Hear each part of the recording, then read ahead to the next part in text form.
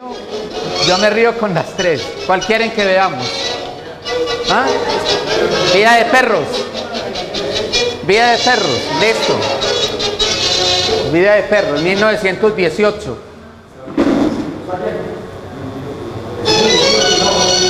Es muy linda. ¿Ah? Sí, sí. Escrita y dirigida, producida. Esto fue hecho en los estudios. Mire, eso es estudio. Y mire el movimiento de la cámara. Este movimiento apenas empezaba a subir y bajar. Antes era estática. Ya Chaplin es uno de los creadores del lenguaje cinematográfico.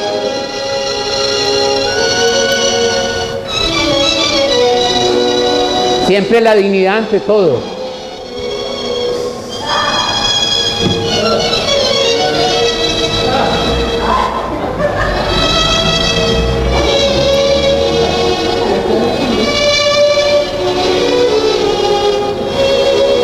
Escrave, eso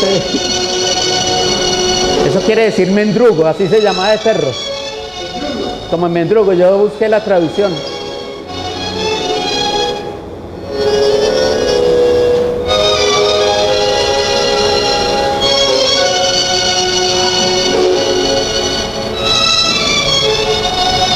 Siempre era una calle que terminaba ahí. Las otras películas que vayan a ver de Chaplin siempre es en este estudio de una calle sin fin.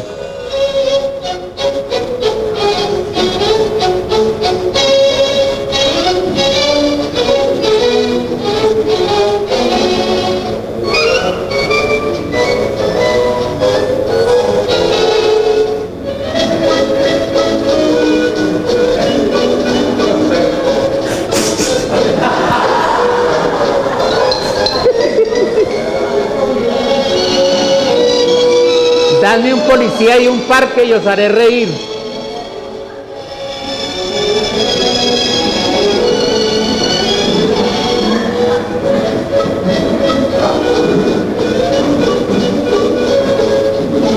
Sáqueme.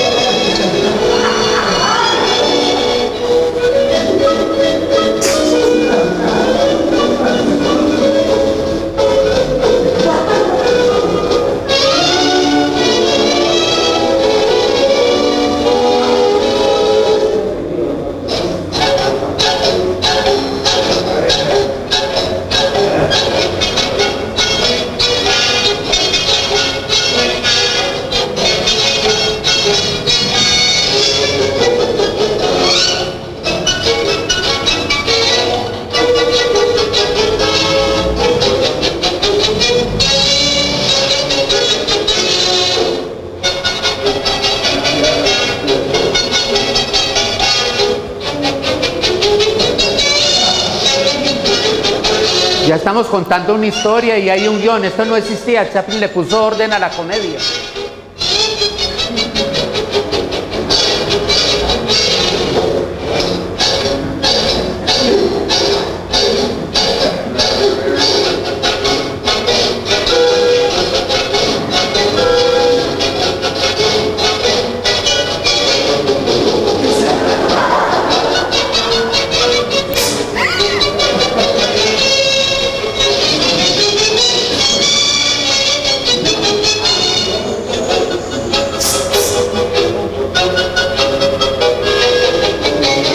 Mira el ballet, todos se corren y...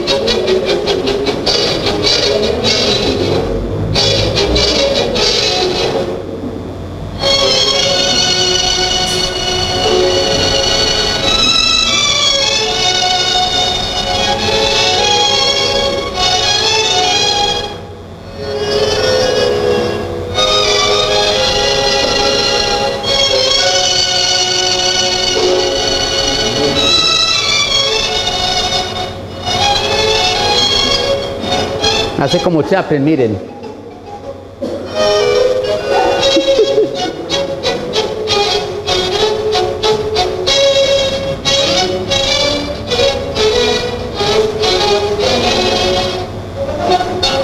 Esta escena es del chico, ustedes van a ver la película y la misma ventana, pues, mismo estudio.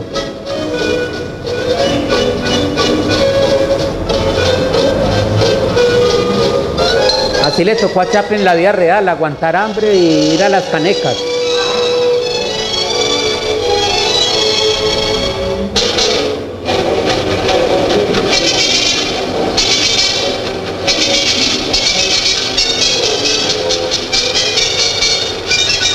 Imaginen cuántas veces hubo que filmar esta escena para que quedara tan real.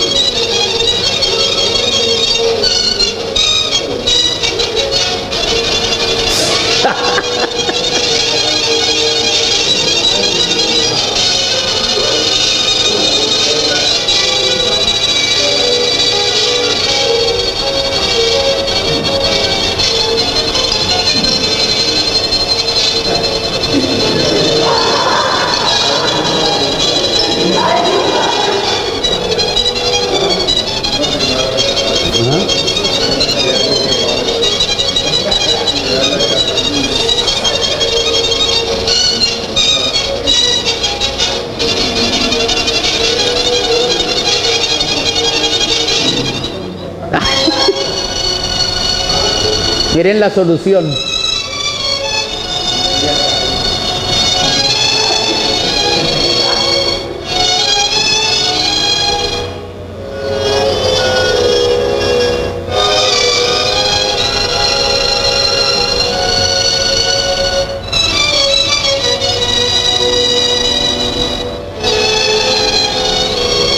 Así se pierde.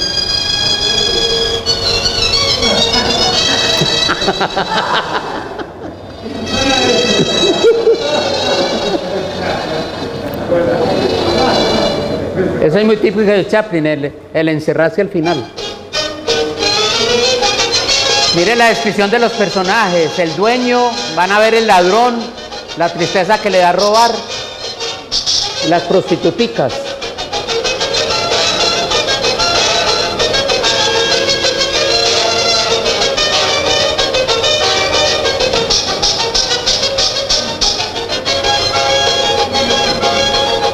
Este era hermano de Chaplin, este es Sidney, el que les comentaba ahora, extraordinario artista y que le manejaba los negocios a Chaplin. Hermano, sí, hermano medio. Sidney, mayor que Chaplin 4 años. Y le ayudó mucho a pasar hambres, a quitárselas también.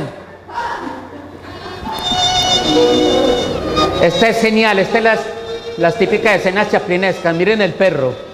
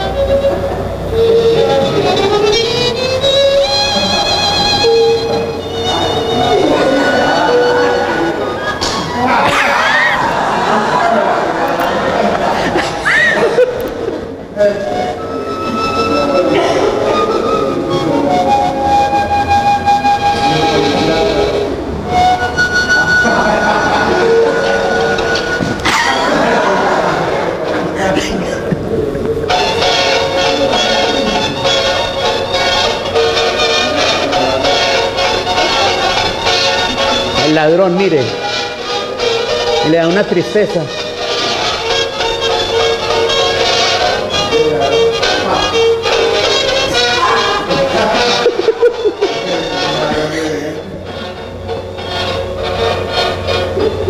Va la linterna verde. No se permiten perros.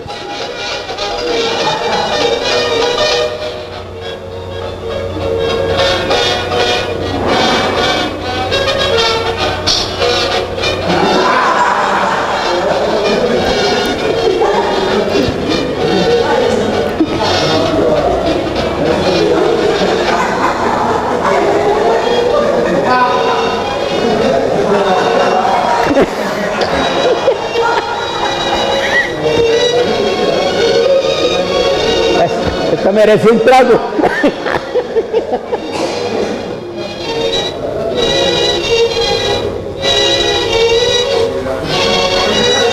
Chaplin siempre mantenía a sus mismos artistas y les pagaba su chequecito al final del mes.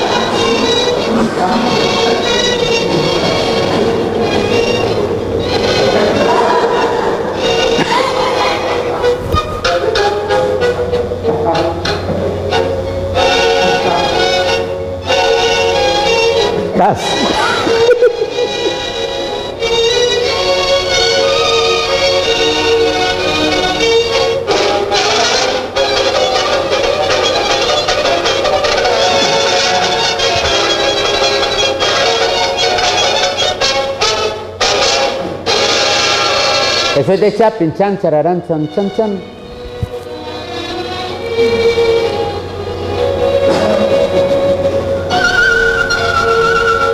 Edna Purviance, que fue su amante, su artista,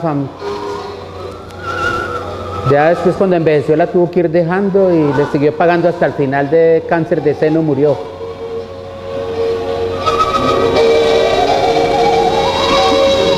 Este es como el rector de la universidad, que uno no sabe si está riendo o está llorando.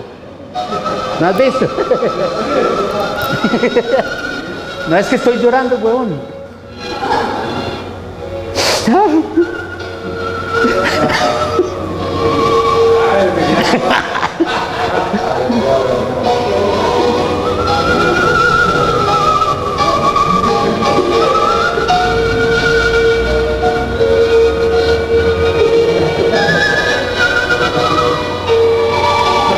La señora de arriba fue un hombre que estuvo, siempre le acompañó.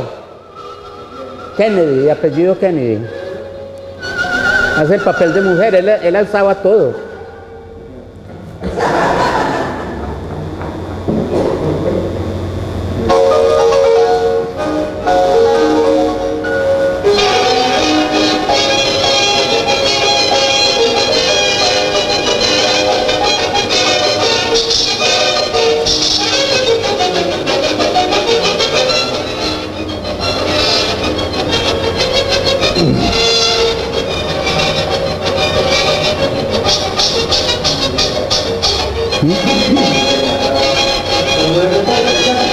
Fue mujer de ella, sí.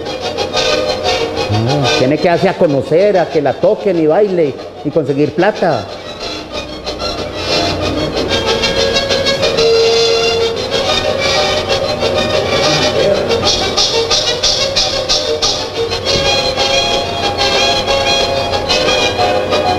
El papá de Chaplin ganaba plata mientras más bebieran los parroquianos, por eso cantaba y después se ponía a tomar cerveza con ellos.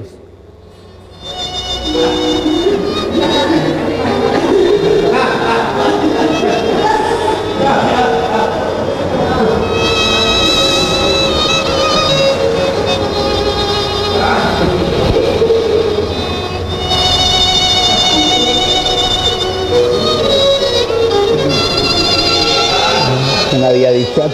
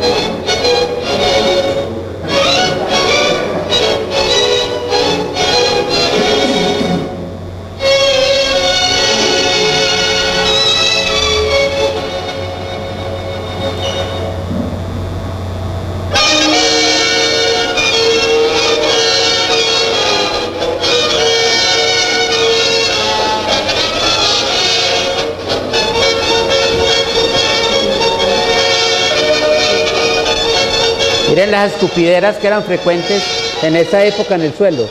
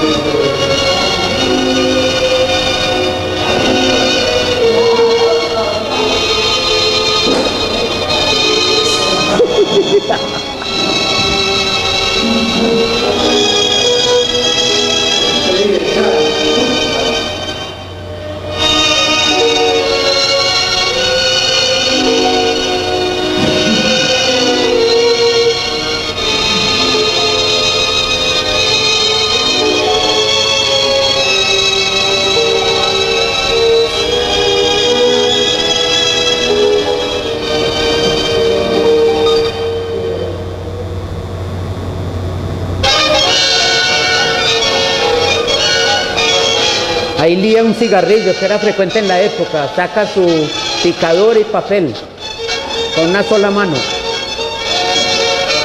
Ya se cree un dandy la posición social.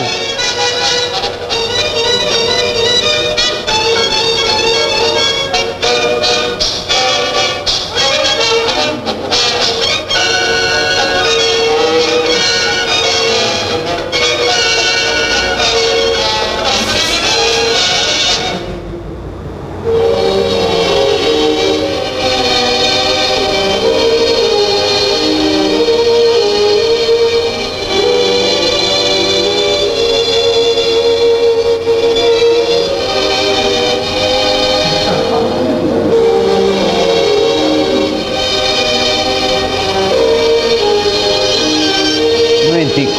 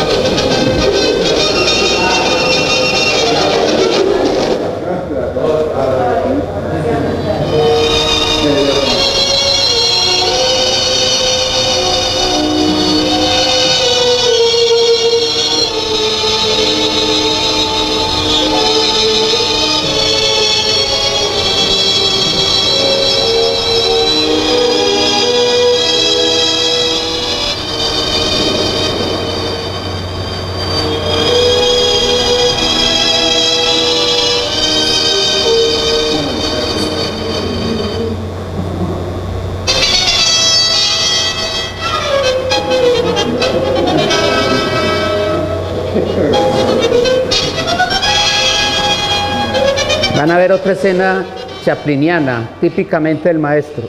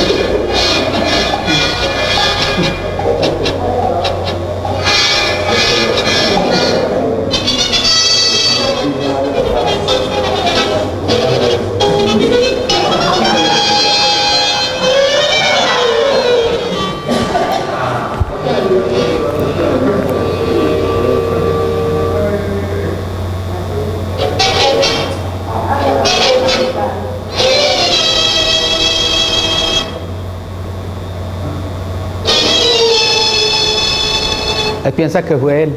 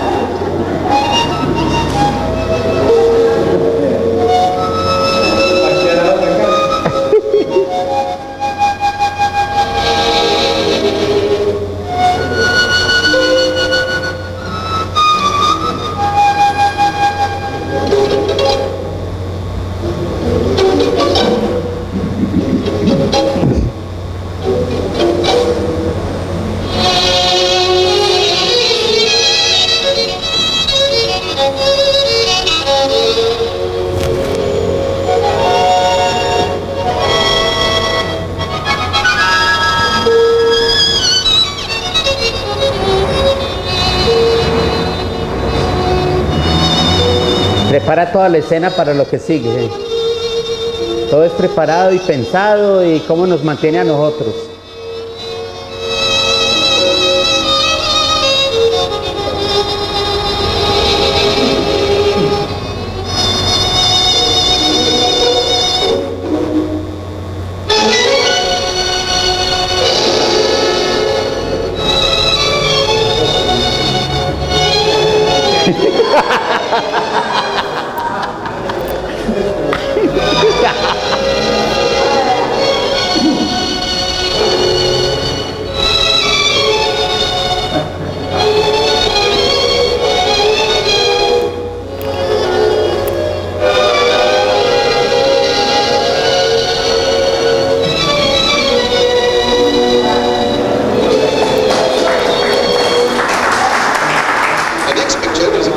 No sé, uno podría seguir en cine continuo, pero es para una muestra y si algún comentario. Es que ya está un poquito de largometraje, ya. Esto es cuando empieza Armas al Hombro. Chaplin no prestó servicio militar, pero hizo esta película que la veían los soldados heridos.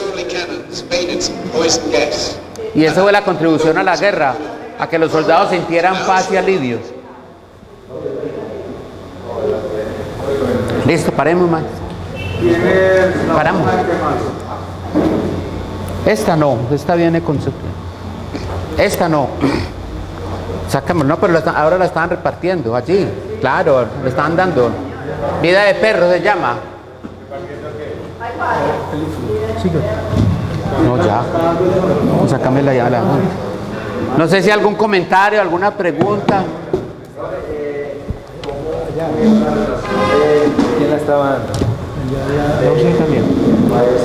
A memoria. La Cora Marisa. ¿Con quién? Con Geraldine. casada con Carlos Saura.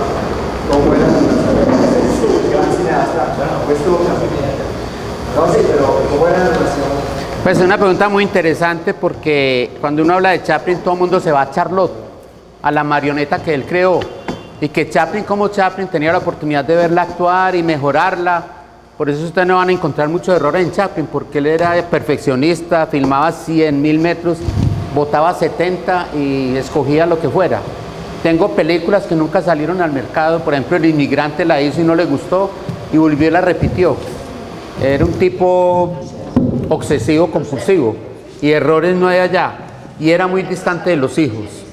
Inclusive en la última entrevista cuando vino la hermana, ustedes saben que él tiene una hija que vive en Cartagena, Jane, hacía 13 años que no se hablaba con la otra, y por ejemplo esta niña hablaba que cuando se iba a graduar apenas le tuvo unas palabras con el viejo, era metido en su pensamiento, aislado, era un tipo muy raro, era un hijo de tantas entre comillas. Pero aquí refleja otra ternura, refleja otra visión y el papá ideal. Pero él tuvo muchos problemas, hijos, demandas, esposas, problemas serios, y entonces era una relación distante. Sin embargo, en Candilejas, cuando ustedes vean la película, todos los niños que aparecen al lado del organillo en la calle son los hijos de Chaplin en ese momento. Y me imagino que como artistas, pero la mamá inclusive... O'Neill murió alcohólica, al final ella murió en el 92. Entonces era una relación muy distante, no era como, inclusive con los otros hijos, que Chaplin tuvo muchos hijos, desde 1927 tuvo hijos. El primer hijo fue un Mortinato, nació pequeño monstruo y murió a los 3 días de haber nacido. Nació en el 28 y se murió en el 28. En el 28 filmó el circo, se quemó el circo. Se murió la mamá, estuvo embargada, tuvo que esconderse, tuvo que ir para otro estado. Y fue una etapa muy dura y aún así sacó esa película que es tan famosa. Olga, ¿ibas a preguntar algo? Espérate, Olga, después vos. Perdón, doctor. Es que quiere que vengan aquí, mira. Aquí vení, es que no quieren que muevan el micrófono. Buenas noches, muchas gracias. Profe, ¿cuántos hijos tuvo él? Yo creo que son como 12. Porque de Ona tuvo 8, pero de la primera tuvo 2 hijos reconocidos, ¿cierto? No planificado. La mayoría de las personas familiares de Chaplin aparecen en Candilejas, y fue creada para uno de los hijos de Chaplin, y aparecen los otros 2 hermanos, Dryden y... Él llega a hacer alguna película donde se oiga la voz de él. Sí, claro. ¿Cuál? Cuando vino la quiebra de Estados Unidos, coincide con la salida del cine sonoro, y Al Johnson, en esa época no dejan cantar a los negros ni actuar. Al Johnson era blanco y cantante y se tuvo que pintar de negro para filmar El cantor de jazz. Y ahí empieza el cine hablado. Chaplin creía que lo más grande del cine era la pantomima, y como él guardó la plata y no la metió en los bancos, él no se quebró. Entonces él pudo seguir haciendo lo que quería con sus películas. Porque él decía que cómo iba a hablar Chaplin cuando le llegó el momento. Hay algunas palabras inconexas en tiempos modernos, hasta que en El Dictador en el 38 ya Chaplin habla. Pero esto, y después ya las otras películas, no como Charles Chaplin supo envejecer. Y cuando vio que su personaje ya no le daba la talla, al contrario de Cantinflas, que siguió siendo una caricatura de sí mismo hasta el final, Chaplin dijo, tengo que parar este personaje porque ya no me da ni la técnica, ni los movimientos, ni la edad. Y Chaplin, hay una película en Monsieur Verdoux, que es una película del 47, donde él es un asesino de mujeres y es condenado a muerte. Cuando lo llevan para la pieza, ¿cómo se dice?, donde lo van a matar, a asesinar, él la muestra en la cámara de espaldas y entierra el personaje. ¿Sí? Simbólicamente. Y hay otro detalle, ya que estás preguntando eso. En Candilejas, acuérdate que él hace el papel de Calvero, el payaso, y sale al escenario y se cae, tocando, se cae en la orquesta y cae en el bombo grande. Y sigue tocando, pero se fractura, queda sección la médula y está muy enfermo. Lo sacan de allá. Es muy bonita la película cuando la vean. Y lo llevan entre bambalinas y sigue tocando y mirando a la bailarina, su gran amor y sus cosas lejanas, porque Calvero representa el payaso, que es el papá, cuando se va quedando sin público. Lo más duro para un artista es salir al escenario y el vacío. Y eso es el sueño de esto. Entonces Chaplin se muere ahí detrás del escenario, mirando a la bailarina. Y cuando siempre hay un muerto aparece una sábana. Entonces ahí ponen una sábana de Chaplin. Después aprendí que no le pusieron una sábana, sino que le pusieron una pantalla de cine blanco. Lo cubren con eso porque él pensaba morirse próximo, ¿cierto? O en la película. Y ahí también esa cubierta simbólica con una sábana. Todo lo de Chaplin está lleno de simbolismos, hombre, y esa es una de las... La película que hubo sobre la vida de Chaplin es bastante... ¿Por qué no te arrimas el micrófono, por favor? Es que es para no moverlo, vení. Para grabarla, ¿qué? No, ¿cómo es? ¿La pregunta de qué? Si la película sobre la vida de Chaplin es fiel o es muy ficcionada. No, lo que yo logro saber es, y yo la vi hace tiempos, es uno de los mejores directores de Inglaterra, Richard Attenborough, y es un homenaje a Chaplin. Sin embargo, cuando yo leí algunas entrevistas con el que hace el papel de Chaplin, fue muy difícil hacerlo de los panecillos y todo, y siempre, como lo que yo trabajo con la muerte, yo sé mucho de la muerte, pero siempre será una aproximación. De Chaplin siempre será una aproximación. Está lleno de simbolismos, de cosas, muchas cosas que llevó a la tumba. Chaplin no hacía guiones.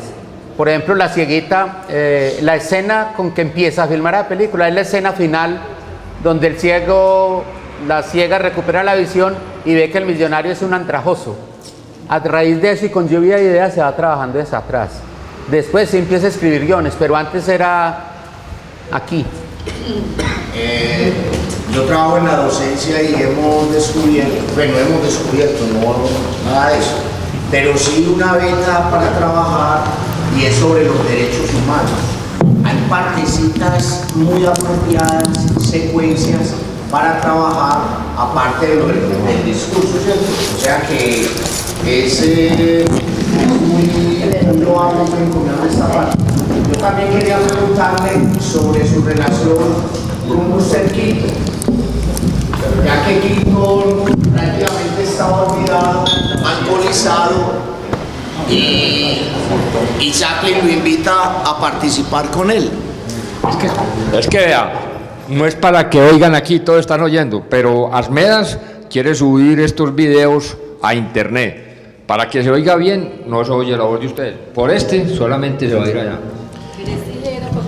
Doctor, la pregunta, o mejor, que yo trabajo en el campo de la docencia y hemos encontrado la posibilidad de trabajar derechos humanos desde muchas secuencias fílmicas de Chaplin. Y también me gustaría preguntarle sobre su relación con Buster Keaton, ya que Keaton en su momento era un actor olvidado y Chaplin lo llama a trabajar con él y es la elegía de aquel humorista ya viejo y olvidado, alcoholizado. Buster Keaton era hijo de un tipo que trabajaba en un circo y uno de los actos que tenía ese payaso, el papá de Buster Keaton, y tiraba a los 3 niños en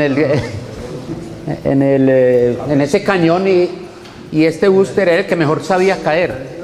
Dicen que nunca en el cine se volvan a presentar artistas que cayeran como caían en esta época. Buster Keaton lo lanzaban y sabía caer. Y ustedes saben que Buster Keaton fue grande por la cara de palo. Él no tenía ninguna expresión en su rostro y le tenían prohibido sonreír. Se llama el hombre de la cara de palo. Pero en esa inexpresividad y en esa angustia de no manifestar nada era donde estaba la grandeza de ese maestro. El problema fue que Chaplin no tenía la universalidad de este genio. No componía, le dirigían las películas. Él se quedó con parte del estudio al final de Chaplin. Y se llevan 4 años de diferencia siendo mayor Chaplin. Y al final lo llama para esta película, para Candilejas. Y es muy bonito y muy triste a la vez. Porque Chaplin, yo soy el primero. Y ustedes van a ver siempre las escenas de Chaplin y Buster Keaton, y siempre Buster Keaton está detrás. Recuérdenla cuando la vean, porque yo soy el primero. Y aparezco y todo, pero lo llamó y demostrar que él seguía siendo el payaso. Y a través de la historia, yo defiendo más a Chaplin. El padre Alberto Álvarez era muy defensor de Buster Keaton. El problema de Buster Keaton fue que cuando llegó el cine hablado no supo seguir como le pasó a Chaplin. Se transformó y como pasó, recuerden, Cantando bajo la lluvia, esos artistas que tenían una voz fea pero que se defendían muy bien en el cine mudo, cuando vino esto arrasó con todo, arrasó con Buster Keaton, no volvió a dar palo. Pero las películas que hizo son famosas y geniales, pero tienen esa limitante. Este era más universal. Cuando murió Cantinflas, decían en México que una vez se encontró con Chaplin y que Chaplin le dijo: tú siempre fuiste el mejor. Me parece un chiste mexicano, ¿cierto?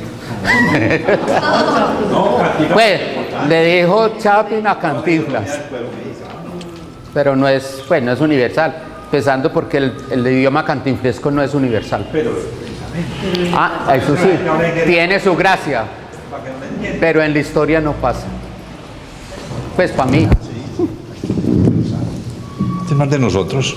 Cojan el micrófono, no les dé miedo. Papá, yo ya no. Ya. Maestro. Los hermanos Marx, ¿cómo los ve usted con respecto al Ya los maestro? más, sí, que son cuatro grandes de la Charlie Chaplin. comedia americana del cine, que son Buster Keaton, Chaplin, Harold Lloyd y el gordo Fatty Arbuckle. Esos fueron los cuatro grandes de la comedia. Sí, después vienen los años 30, que aparecen los hermanos Marx, que eran cuatro, uno de ellos era... Groucho. Uno de ellos se retiró y quedan tres. Pero de todos ellos pasa es Groucho Marx. Groucho y Japo. Groucho Marx, que tiene las frases famosas, yo a veces empleo una.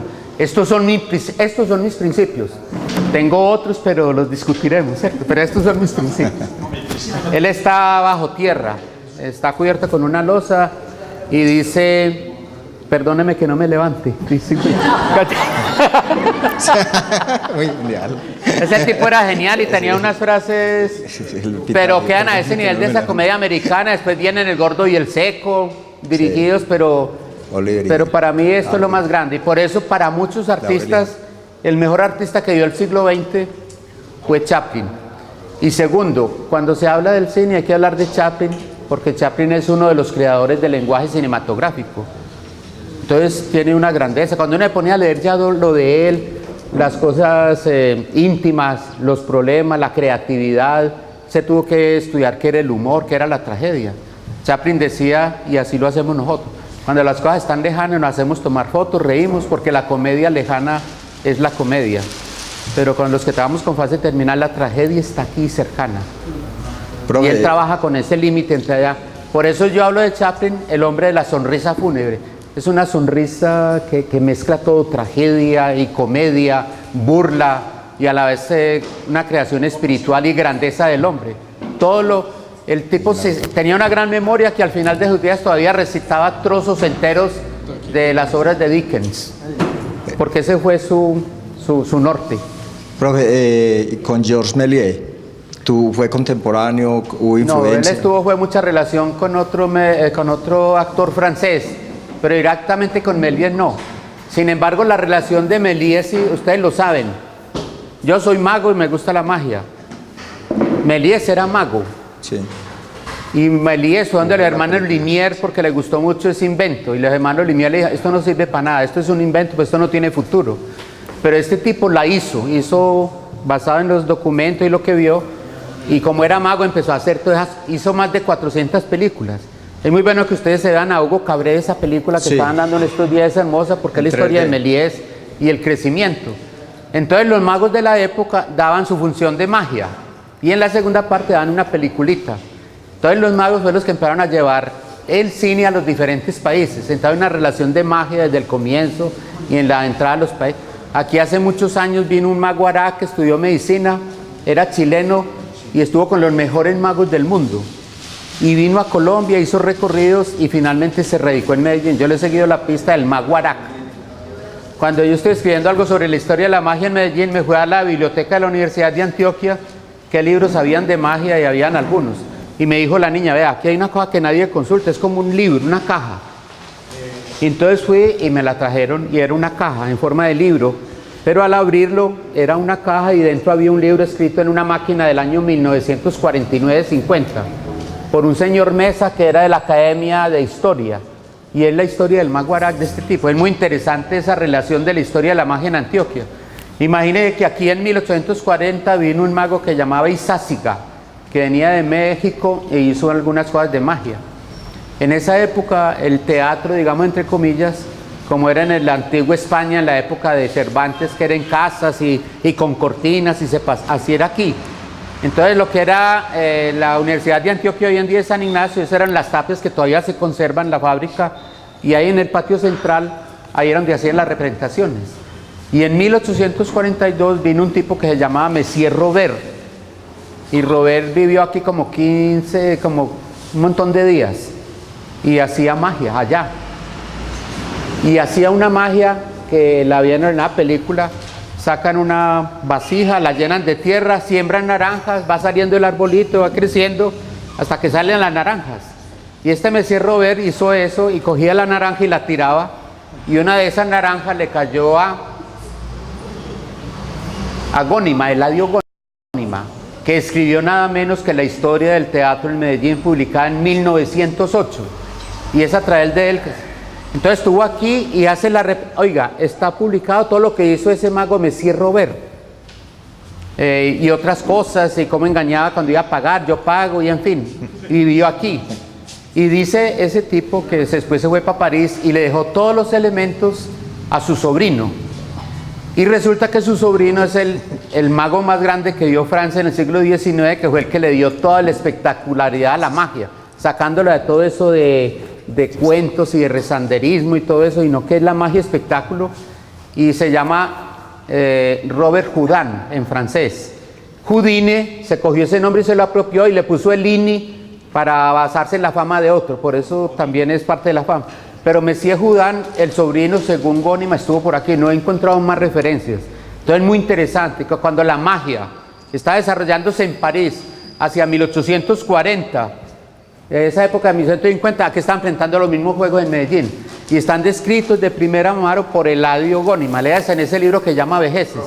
Yo escribí algo de eso y empecé a revisar la prensa, el mago Arak y otros magos que han venido, y de pronto damos esa sorpresa. Aquí hablaremos de que es muy interesante la historia. ¿Vos ibas a preguntar algo, Messier? Profe, sabemos que uno de los grandes financistas del cine en Estados Unidos... ¿De quién? Uno de los financistas poderosos del cine a comienzos del siglo pasado fue Thomas Alva Edison en Hollywood. ¿Hubo alguna relación entre nuestro amigo Chaplin y Thomas Alva Edison? Usted que hablaba ahora de finanzas de $2 millones que costó esa película en el 40. Sí, pero acuérdate que este fue muy importante en el desarrollo del cine también. Y el primer estudio de cine, que era de color negro, lo hizo Thomas Alva Edison. A lo mejor tuvo influencia, pero ya las intimidades no sabría ya de negocio. Chaplin era muy vivo. Chaplin ponía al hermano a andar a negociar, y este ponía a tocar el violín. Entonces venía a cine, no, que no te dan sino 500.000 pesos. No, yo soy artista, yo no trabajo porque mejor me dedico a tocar el violín. Entonces iba a volver a hablar y volvía, no, que entonces 700, no trabajo por... Yo no trabajo por menos de $1 millón, mejor sigo tocando el violín. Entonces se iba allá, que no toques el violín, que te van a pagar $1 millón. El tipo sabía lo que valía. Se valoraba. No, sí, ese tipo fue multimillonario y guardó toda la plata y todo. El tipo vivía con la tristeza que iba a ser olvidado. Y la mamá, que murió loquita, siempre decía: ese muchacho vagabundo, cuando le veían las películas. No, eso no va a servir para nada. Tiberio, una preguntita. Si esa expresión paisa de que ese sujeto es un paquete chileno, ¿no tiene relación con esos? No. Pues, paquete, pues hay un montón de paquetes, pero el chileno no sé. No, pero es muy posterior ese término. Chaplin era guionista, director, artista, diseñaba los vestidos, lo que les decía de los mohines, entrenaba el ballet, la música, las canciones. Diseñaba también parte de los carteles. Él, por ejemplo, vivió en un rango de 14 cuadras cuando estuve en Londres, en una buhardilla impresionante. Entonces, con su director de arte, hizo construir allá en su estudio una cosa igualita que reflejara cómo era. Inclusive, si ustedes recuerdan en el Chico hay una especie de ambulancia cuando llevan el Chico llorando. Ese carro es igualito a cuando él lo llevan a esa. Chaplin estuvo en casas especiales de huérfanos. Y ahí pasaban 3 meses, los expulgaban, es decir, que les quitaban los piojos, los bañaban y tal, insecticida, les ponían unos vestidos especiales y los ordenaban a caminar como si fueran militares para ir de un salón a otro. Y después los metían al orfanato. De las cosas más duras que escribe Chaplin, y le tocó aguantar hambre y aguantar indignidades. Y todo eso, cuando uno empieza a estudiar paso por paso y cómo fue creciendo y cómo él observaba. Y él escribía, seré Charles Chaplin, y lo escribía con mayúsculas, porque yo seré grande. El tipo se sabía lo que tenía. Yo tengo una foto cuando él llega a Nueva York, donde es un muchacho común y corriente cargado con su cello. Bueno, voy a conquistar América, como dijo. Maestro. ¿Cómo fue precisamente esa estadía de Chaplin en Estados Unidos, la época del macartismo, la lista roja y su vida de Estados Unidos? Acuérdate, hombre. ¿Quieres quedar? Sí, gracias. No, ¿cómo fue precisamente la estadía de Chaplin en Estados Unidos? Su relación con el macartismo y su vida de Estados Unidos por estar en la lista roja. Chami empezó a bailar muy bien, bailaba en las tapas y recogía plata de la calle con el hermano. Y el hermano empezó a trabajar en una compañía de teatro que se llamaba Fred Carno. Y fue y le dijo a Fred, vea, yo tengo un hermanito, pero era enclenque, ese era flaquito y bajito y le daban unos papelitos ahí. Y empezó a hacer reír la gente y sobre todo a hacer el papel de borracho. Entonces esa compañía de Fred Carno hacía giras en Inglaterra y fueron hasta París. Chaplin le tocó ir a París muy joven y los invitaron a una gira por Estados Unidos en 1912. Chaplin se fue presentando ese papel de borracho. Y hay unos artículos donde no hay una persona que represente mejor el borracho que Chaplin Jr. o Charles Spencer. Y volvieron a Europa y después lo volvieron a citar en el 14, y en una de esas presentaciones fue que lo oyó el director Mark, me olvidó en este momento, que fue el que lo llevó al cine y empezó a filmar en 1914 Carrera de Autos, que fue la primera, 1914, y fue produciendo. El tipo nunca sacó la nacionalidad inglesa, americana, nunca pagó el servicio, criticaba todo, como les dije yo, y todo eso le servía a la policía, a los parques, las mujeres, las modas. Es el primero que empieza a mostrar la drogadicción en el cine. Es interesante eso. El primero que utilizó las escaleras eléctricas en escenas. Tiene muchas cosas que después fue amigo, camaradas o gente que se tenía que volar de Hitler. Y empezó una persecución y después viene todo este movimiento de actividades antinorteamericanas, donde el que los acusaba era nada menos que Walt Disney. Walt Disney era el soplón. Y otro sí, y un director muy famoso de Estados Unidos, y eso era lo que lo señalaba. Y Chaplin estuvo en esas actividades antinorteamericanas. Ustedes saben que Chaplin tiene un expediente de 2.500 páginas en el FBI, porque Edgar Hoover fue enemigo personal de ese tipo. Es muy triste toda esa historia, pero eso es parte de la persecución. Profe, de los hijos de Chaplin, ¿alguno siguió los pasos de él y en particular la hija que hace en Cartagena? No, es que es muy difícil llegar allá, muy difícil llegar a esa grandeza de estos maestros. Geraldine, pues muy buen artista, me parece que envejeció muy rápido, pues su figura pasó muy rápido, ¿cierto? Inclusive ustedes saben que en la película que me preguntaban ahora hice el papel de mamá de Chaplin. ¿Por qué no? Sí, sí. Y hice el papel de esta santa, Santa Teresa de Calcuta. Y es muy importante en la historia, y su matrimonio con Saura, y habla el español, pero es que llegar a un genio... Gracias. Ser hijo de genio, ¿no? Y los hijos tienen que entender eso. Ellos se dedicaron mucho al circo. Eugenio, esta niña que vive en Cartagena, está escribiendo una novela sobre fantasmas. Y pues, pero Chaplin es Chaplin. Y todo mundo que se ponga el disfraz de Chaplin, le falta el Chaplin. Tiene solamente la vestimenta. ¿Cómo se llama la película que hicieron sobre Chaplin? Es como un homenaje, ¿cómo es? La biografía. Chaplin, sí. Chaplin Jr.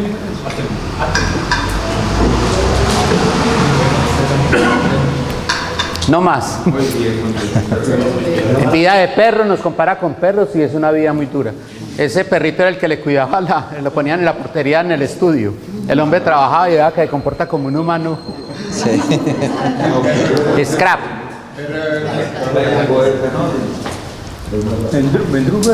Mendrugo. Contemporáneamente no hay un equivalente de Chaplin. ¿Ah? Pues contemporáneamente en cine, ¿qué podría ser? Lo que pasa es que Chaplin aprovechó un momento donde la técnica daba para esos movimientos de tantos cuadros por segundo y él podía hacer eso. Uno de los problemas que tuvo Chaplin fue que cuando empezó a llegar las técnicas ya no podía hacer el movimiento de tantos por 16 segundos y después se pasó a 35 y ya no le da el movimiento. La otra cosa es que las cosas van pasando. En esa época era indigno pero digno a la vez pegar las patadas. Eso causaba risa, pero era una cosa pegándole a la pobreza, o en fin, tenía su significado. Hoy en día eso ya no tiene tanto. Sí. Pero esa comedia crítica que de alguna manera él pues hace, ya aquí contemporáneamente no habría quien. En Colombia estaría Jaime Garzón, pues, pero lo mataron. Como una comedia, pues así fuera en Hoy en día tenemos una comedia a Woody crítica. Allen, que ya estudia pues la profundidad del ser humano y todas esas cuestiones ontológicas, ¿cierto? Para los que estudian a Chaplin era un humor muy simple, muy elemental, y por eso llegaba a tantas personas, no era tan elaborado. Y ustedes saben, mire el hermano de Chaplin cómo actúa en esa carreta y mirando esas cosas.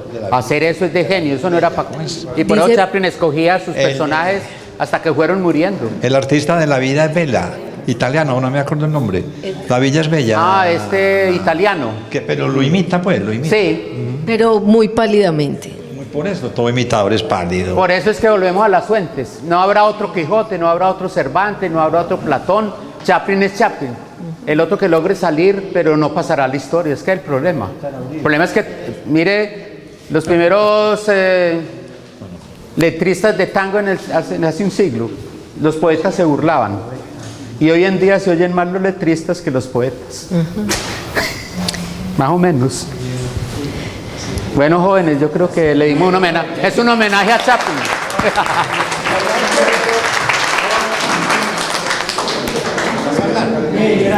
Sí, para invitar. Vamos a hablar. Dentro de un mes, 27 de noviembre, miércoles, es la última sesión de la tertulia y va a venir el maestro Fruco para que lo recuerden. ¿Quién es?